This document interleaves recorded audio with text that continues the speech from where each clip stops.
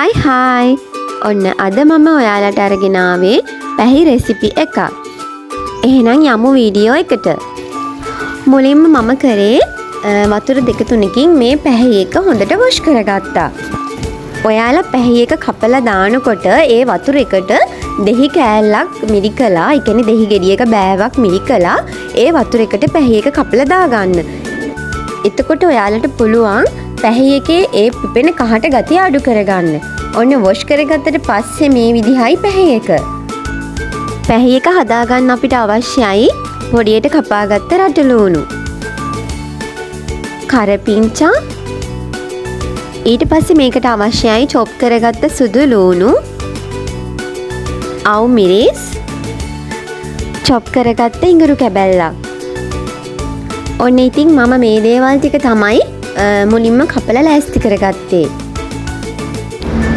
ඕකේ, මම දැන් යන්නේ මේ රෙඩි කරගත්ත පොලොස් එකට කපාගත්ත 3-5 දාන්න. මම මේකට ඇඩ් කරගන්නවා රටලූණු ස්වල්පයක්, ඒ වගේම අවු මිරිස් සහ කරපිංචා. ඉතින් ඕගොල්ලන් මතක ඇතුව ඉතිරි කරගන්න ටෙම්පරාදුවට මේ කපාගත්ත 3-5 වලින්ම කොටසක්. හොඳින් සෝදගත්ත ගොරක කැබලි 2ක් මම මේ පැහි එකට ඇඩ් කරනවා. ඔයාලට මෙතන පේනවත් වගේ කුරුඳු පොතු එනසාල් කරාමු නැටි මේ සේරම හොඳින් තලාගෙන ඒකත් මම පොලොස් එකට ඇඩ් කරගන්නවා. ඕකේ, දැන් බලමු ඊට පස්සේ මොනවද ඇඩ් කරගන්නේ කියලා. දැන් මේ පැහි එකට උළුහාල් 3-5 කුඩු, ඊට පස්සේ මම ඇඩ් කරගන්නවා මිරිස් කුඩු. ඉතින් ඕගොල්ලන්ගේ රස අනුව මිරිස් කුඩු ඇඩ් කරගන්න. මොකද සැර වැඩි සහ සැර අඩු කන්න කැමති අය ඉන්නවනේ. ඉතින් ඒ විදිහට බලලා ඕගොල්ලන් ඇඩ් කරගන්න. ඊට පස්සේ මම මේකට ඇඩ් කරගන්නවා ගම්මිරිස් කුඩු. ඇත්තටම අපේ ලොකු අම්මලගේ කාලේ නම් ගම්මිරිසුයි අබයි දෙකම එකට අඹරලා මිරිස් කලේ අඹරලා අරගෙන තමා මේකට ඇඩ් කරගත්තේ.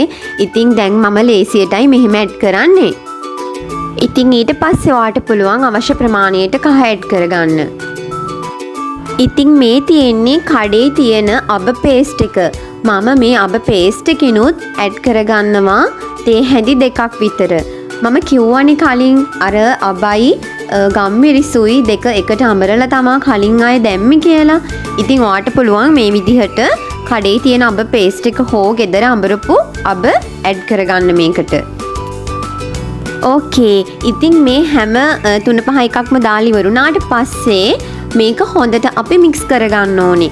අතින් හෝ හැන්දකින් අපි මේක හොඳින් මික්ස් කරගමු ඊට පස්සේ. ඔන්න ඉතින් මේ විදිහට හොඳින් මික්ස් කරගෙන පැත්තකින් තියාගෙන අපි ගෑස් එක ඔන් කරගෙන ටෙම්පරාදුවට දාගමු. මේ පොලොස් එක ගොඩක් රසවත් වෙන්නේ මැටි භාජනයක අපි හදනව නම්. ඉතින් මැටි භාජනයක් ලිපේ තියාගෙන ඒක හොඳින් රත් වුණාට පස්සේ පොල් තෙල් ටික අපි දාගන්නවා. ඉතින් දැන් මෙතනදී ඔන්න තෙල් ටික හොඳින් රත් වෙලා තියෙන්නේ. මම මුලින්ම මේකට සුදු ලූණු ඇඩ් කරගන්නවා. සුදු ලූණු ටික හොඳින් බැදෙනකොට මම මේකට ඇඩ් කරගන්නවා ඉඟුරු. ඉතින් ඔයාලා මතක තියාගන්න මේක කර වෙන්න දෙන්නේ නැතිව නිතරම මික්ස් කරන්න ඕනේ. දැන් මේ දෙක හොඳින් රන්වන් පාට වෙනකම් බැදිලා තියෙන්නේ. ඊට පස්සේ මම මේකට ඇඩ් කරගන්නවා කරපිංචා. ඒ වගේම රටලූණු. ඊට පස්සේ ඇඩ් කරගන්නවා මම අවු මිරිස් ටික. ඔන්න මේ සේරම මම දැන් හොඳින් මික්ස් කරගන්නවා. ඉතින් මේ සේරම හොඳින් රන්වන් පාට වෙනකම් බැද ගන්න ඕනේ. මේ වෙලාවේදී හොඳ සුවඳක් එනවා. ඉතින් ඇත්තටම මම අද ටෙම්පරාදුවට විතරයි ගෑස් එක පාවිච්චි කරන්නේ. ඊට පස්සේ මම මේක නිවාඩුව දරලිපේ තමා උයන්නේ. ඉතින් ඔයාලට බලා ගන්න පුළුවන් දිගටම එකතු වෙලා ඉද්දි. ඔන්න දැන් ටෙම්පරාදුව රෙඩි. ඊට පස්සේ මම මේකට අර පැහි මිශ්‍රණය ඇඩ් කරගන්නවා. පැහි එක මික්ස් කරපු භාජනය තියෙනවානේ. ඉතින් ඒකට අපි වතුර ටිකක් මේ විදිහට ලෑස්ති කරගෙන ඒකේ තියෙන මිශ්‍රණය අපි හොඳින් සෝදගෙන ඒක අපි අර පැහි එකට ඇඩ් කරගන්න ඕනේ. අද මම ටෙම්පරාදුවෙන්ම තමා පැහි එක තඹගන්නේ. ඉතින් අපිට මේකට දිය කිර උනත් භාවිතා කරන්න පුළුවන්. බට් අද මම වතුරෙන්ම තමා මේ පැහි එක ඉදවගන්නේ. මොකද මේක කල් තියාගන්න පුළුවන් විදිහට තමා මම හදාගන්නේ. අද මම මේ හදන විදිහට ඔයාලට ඩීෆිෂර් කරලා කාලයක් වුණත් තියාගෙන මේක පාවිච්චියට ගන්න පුළුවන්. ඉතින් මෙන්න මේ විදිහට අපි මේක කුක් කරගන්නවා විනාඩි කිහිපයක්. මට මිරිස් සැර මදි වගේ දැනුන නිසා මම මෙතනදි මිරිස් සහ රස පදමට ලුණු ඇඩ් කරගන්නවා.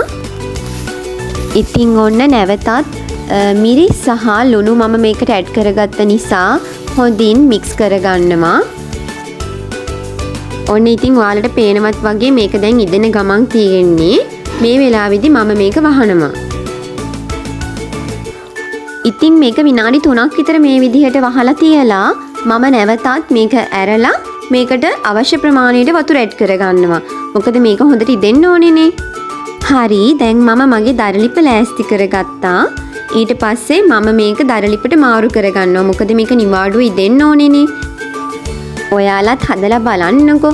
මැටි වළඳේ දරලිපේ මාරම රසයි පැහිමාළුව. ඉතින් මම මේක නිවාඩුව දැන් මේ විදිහට ඉදෙන්න දෙනවා. හරි, අපි ඉතින් දැන් මේකත් මෝඩියකින් වහලා මේ විදිහට නිවාඩුව ඉදෙන්න ලිපේ තියමු. ඉතින් දැන් විනාඩි 10කට විතර පස්සේ මම මේක ඕපන් කරලා බලනවා. ඇත්තටම ඔන්න හොඳ සුවඳක් එනවා සහ මේක දැන් හොඳට තැම්බිලා තියෙන්නේ.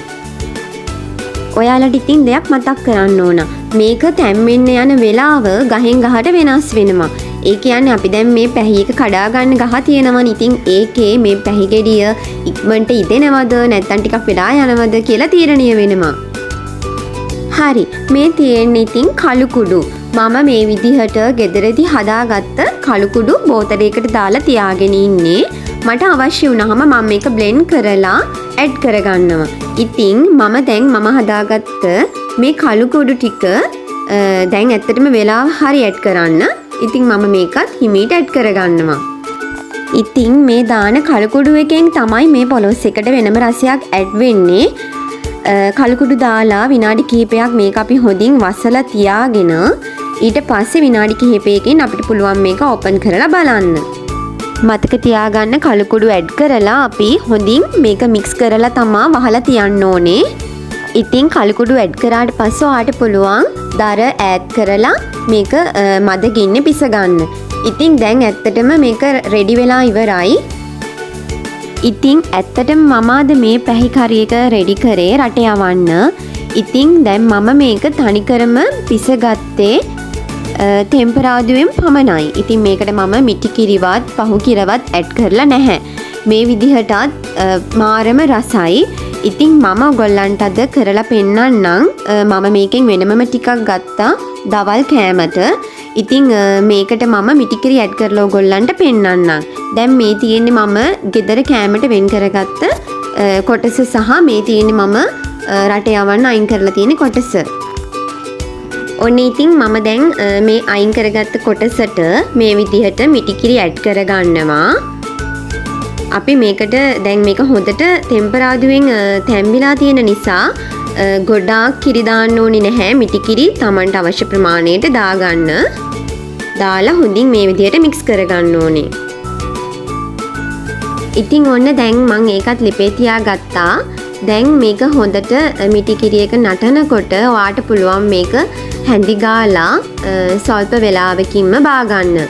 දැන් ඔන්න මේක හොඳටම ලෑස්ති. දැන් ඔයාට පුළුවන් මේ වෙලාවේදී මේක බාගන්න. ඕකේ. එහෙනම් ඉතින් අපේ පැහි කරි එක දැන් ලෑස්ති. ආයෙමත් අලුත් වීඩියෝ එකකින් මුණ ගැහෙනකන් thanks for watching.